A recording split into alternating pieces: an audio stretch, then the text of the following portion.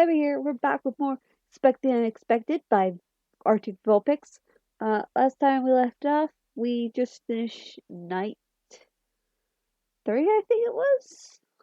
Night 3, night 2. I think, yeah, night 3 with the toys. And we got a little hint of where Balloon Boy might be. And if you want to, if you don't know what that hint was, go check it out.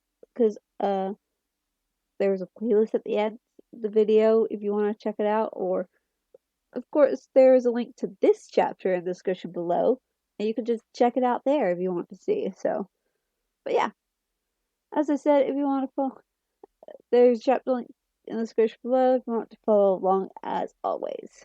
Okay, chapter 26, Downtime. I'm not getting up, Ruby muttered into her pillow.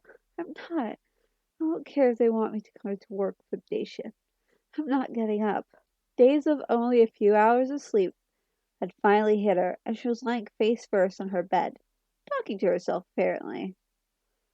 I feel like roadkill, she mumbled. Wow, I should ease up on this overtime, Alice chuckled as she came in with some water. And hydrate. You drink too much coffee. Ruby groaned and rolled over, blindly reaching for the water. I'm just a dedicated worker, she mumbled after draining the bottle. Alice laughed softly. That's for sure. But maybe they need a break for you sometimes too? Ruby sniffed hortedly. I'm an absolute pleasure to be around. Alice laughed harder at that. Hey, Ruby whined, peeling an eye open. As my caretaker, you should support me. Alice patted her leg. Sorry, honey. I don't support delusions. She snickered a bit. Ruby threw a pillow at her. Don't tease the exhausted and sleep-deprived, she mumbled. Alice sat on the bed, still giggling a little. Weren't you going out? Ruby asked after a moment, peeking at the Guardian. Alice shrugged. Changed my plans. Emily is sick, so I'm staying home today. You were walking into walls at breakfast, so I thought I'd give you a break from babysitting Judy. Ruby frowned. Thought the walking into walls was a dream, she muttered. Alice shook her head. Nope. Entertain the kids, though. Ruby groaned even louder. Great. I'm the entertainment now. Alice put the pillow she had thrown earlier back on the bed and stood up. Get some sleep, Ruby. You've been working too hard. The girl mumbled something, but it looked like she was already falling asleep. Coffee and sugar could only keep you going for so long, after all. She rolled over and was soon out cold. Alice hummed to herself as she closed Ruby's door and went to check on the other children. She was glad that the teenager was finally taking a break. Her schedule had grown hectic between school, her job, and the extra shifts she kept taking. She needed a day to herself. Maybe she could convince Ruby to take a day off soon. Maybe. Things were a lot calmer at Freddy's without their famous night guard making an unexpected visit.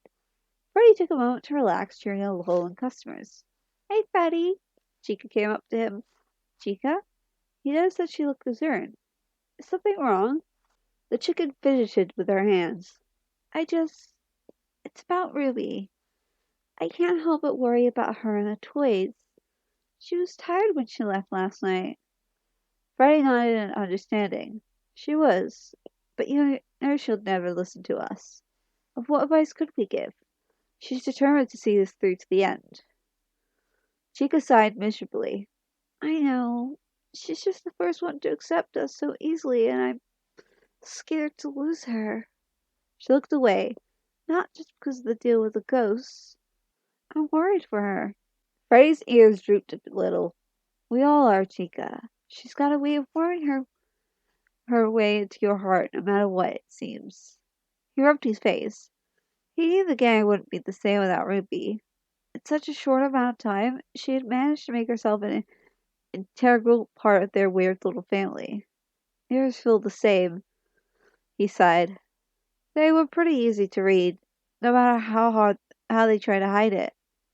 Foxy was becoming her best friend and prank planner, which was not really good news for the employee's sanity.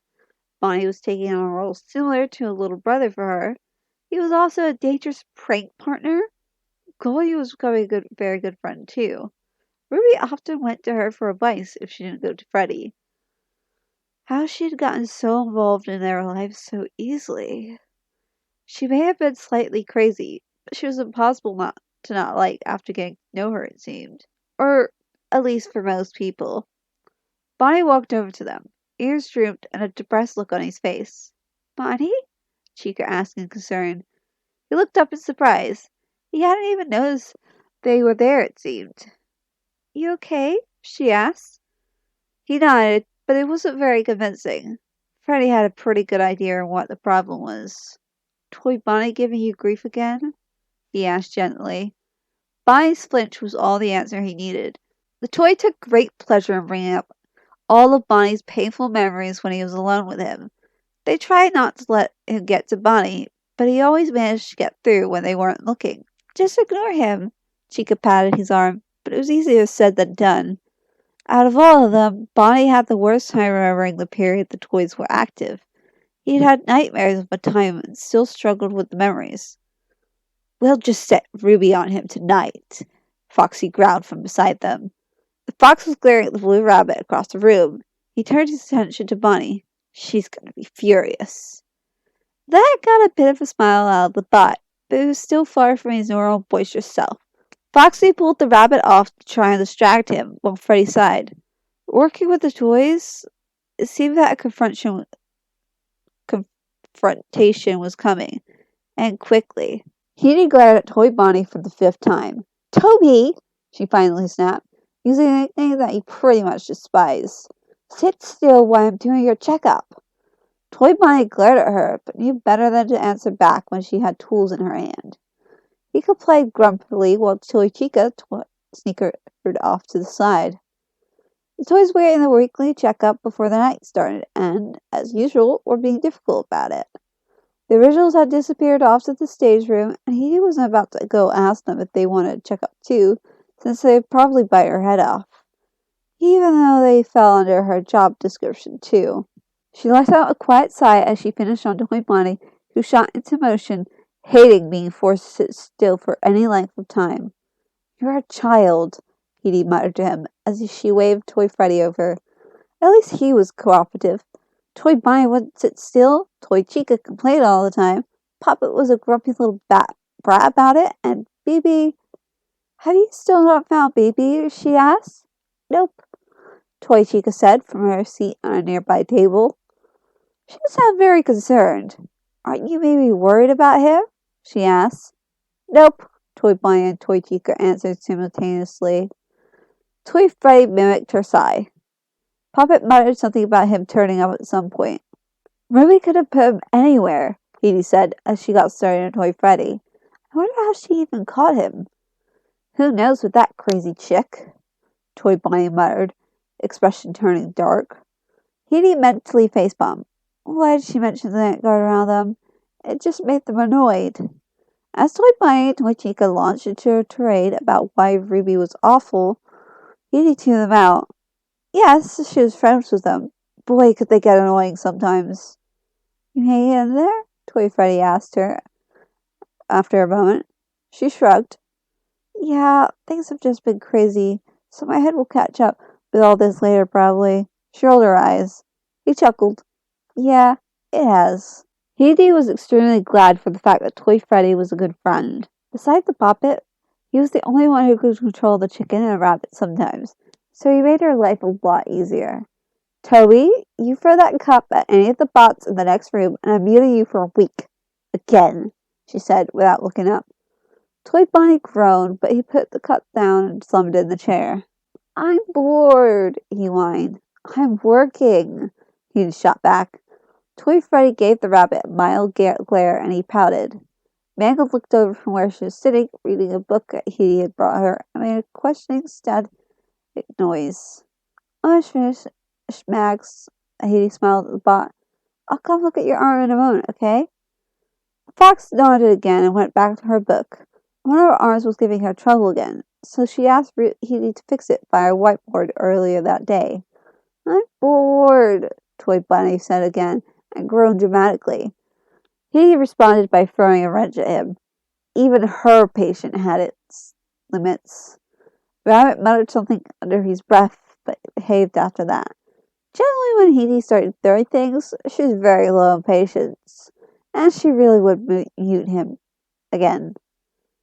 Meanwhile, somewhere in the building, a round robot reevaluated the consequences of ever going near the night guard again.